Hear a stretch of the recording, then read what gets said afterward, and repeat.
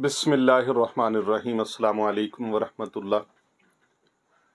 अगर आप चाहते हैं कि ज़िंदगी में कभी भी नाकाम ना हो और किसी भी मामले में नुकसान ना हो, ये शॉर्टी वाला अमल मैं आपकी खिदमत में बताने लगा हूँ कि अगर आप चाहते हैं कि ज़िंदगी में किसी भी प्रोग्राम में और किसी भी कदम पर नुकसान ना हो, किसी कारोबार में नुकसान ना हो, किसी मामले में भी नुकसान ना हो, हर नुकसान से अगर बचना चाहते हैं तो अपनी ज़िंदगी में एक मामूल बना लें, एक बात पर अमल कर लें।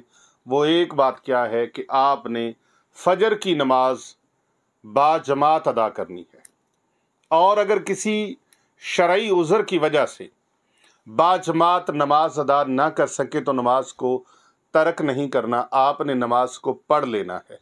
और अगर ऐसे हालात हों कि आप मस्जिद में नहीं जा सकते, मजबूरी ऐसी शरई उज़र बन गया है, बारिश हो रही है, रास्ता ख़राब है, आप जा नहीं सकते, तो आपने अगर घर में भी पढ़नी है ना तो नमाज को पढ़ लें। जहाँ टाइम हो गया है, वक्त हो गया है, नमाज को अदा कर लें और नमाज के बाद एक मरतबा सूरह यासीन मुबारका लाजमन पढ़ें।